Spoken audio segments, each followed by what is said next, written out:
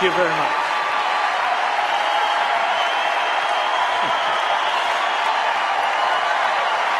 Thank you. Thank you very much. Thank you.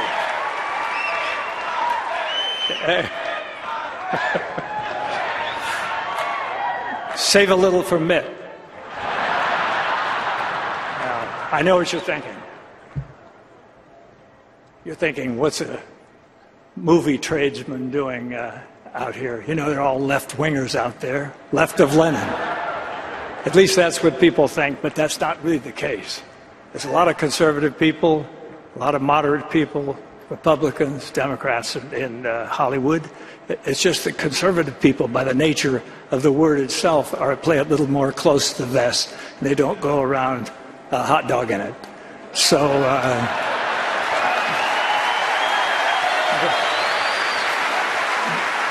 but they're there. Believe me, they're there. And I just, I think that, in fact, there's some of them around town. I saw John Voight. There's a lot of people around here in town. John's here, Academy Award winner, terrific guy. And these people are all like-minded, like all of us. So I've got Mr. Obama sitting here, and he's. I just was going to ask him a couple questions, but you know, about. I remember 3.5 years ago when Mr. Obama won the election, and though I wasn't a big supporter, I was watching that night when he was having that thing, and they were talking about hope and change, and they were talking about yes, we can, and it was dark and it was outdoors and it was nice and people were lighting candles and they were saying, you know, and I just thought, this is great. I mean, everybody's crying. Oprah was crying. And I was even crying. And then finally, I haven't cried that hard since I found out that there's 23 million unemployed people in this country.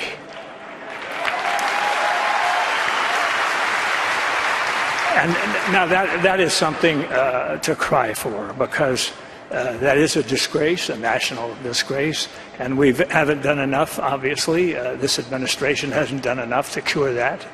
And whatever interest they have is not strong enough. And I think possibly now it may be time for somebody else to come along and solve the problem.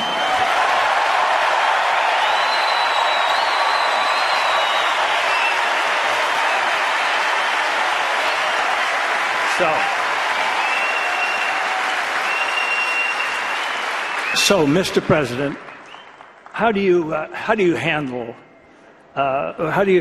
promises that you made when you were running for election, and how do you handle it? I mean, what do you say to people? Do you just you know? I know people were wondering. You don't have it, okay? Well, I know even some of the people in your own party were very disappointed when you didn't close Gitmo. And I thought, well, I think closing Gitmo, why close that? We've spent so much money on it. But I thought maybe it's an excuse. What do you mean, shut up? Okay. I thought it was just because somebody had a stupid idea of trying terrorists in downtown New York City. Maybe that was it.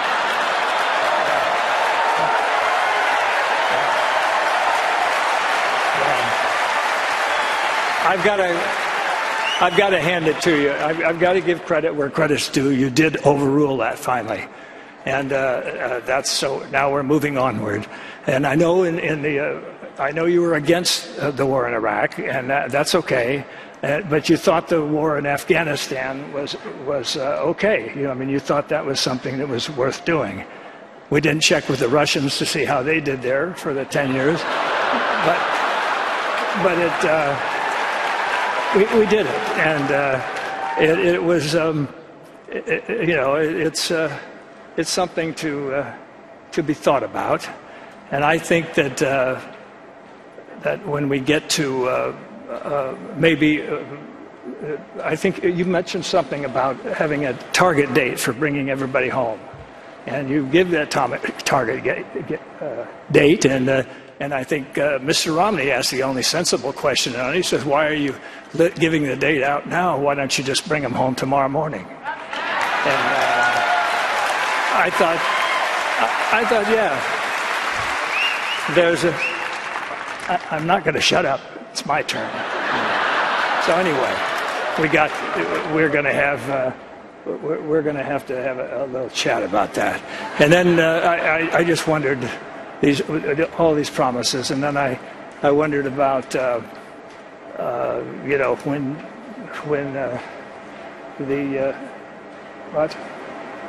what do you want me to tell Romney? I can't tell him to do that. Can't do that to himself. You're crazy. You're absolutely crazy.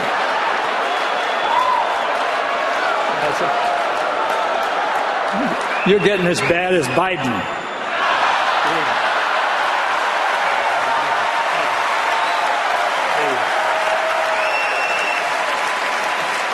Of course, we all know Biden is the intellect of the Democratic Party. So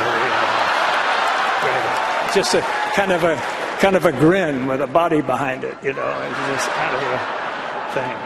But I just think that there's so much to be done, and I think that Mr.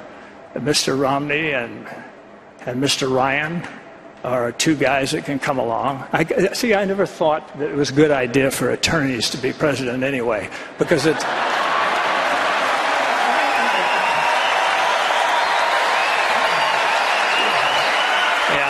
I think attorneys are so busy, they're always taught to argue everything and always weigh everything and weigh both sides, and they're always, devil's advocating this and bifurcating this and bifurcating that, all that stuff. But I think it's maybe time, what do you think, for maybe a businessman? How about that?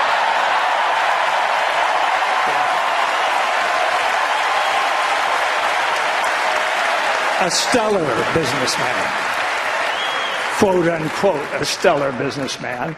And I think it's that time. And I think if you just kind of stepped aside and Mr. Romney can kind of take over, you could still use the plane. Though maybe a smaller one, not that big gas guzzler that you're driving around when you're going around to colleges and talking about student loans and stuff like that. I think you're an ecological man. Now, why would you want to drive that truck around? Okay. Well, anyway. All right. I'm sorry. I can't do that to myself either. So, anyway. That's it. But I'd just like to say something, ladies and gentlemen. Something that I think is very important is that we own this country.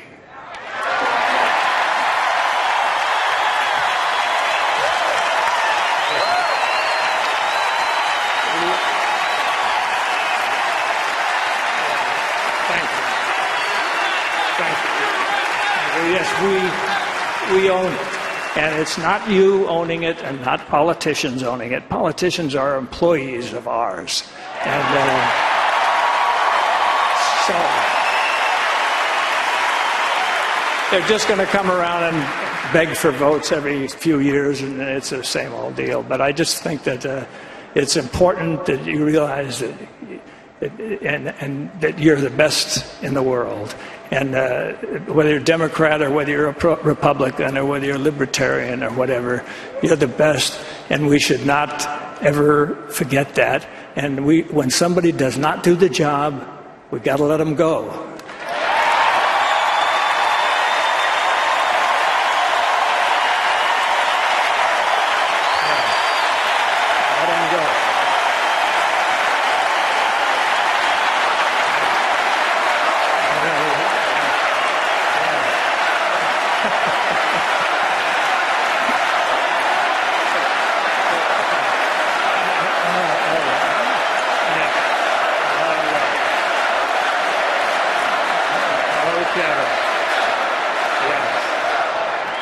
Okay, just remember that.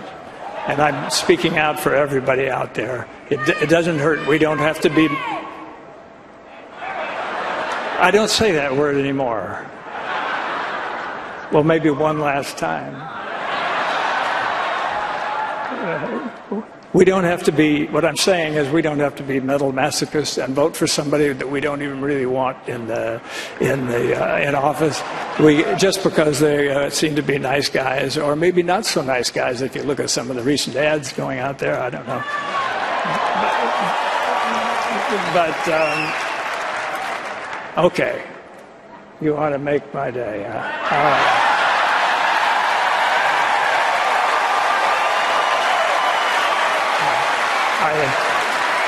All right. I'll start it. You finish it. Go ahead. All right. Thank you. Thank you very much.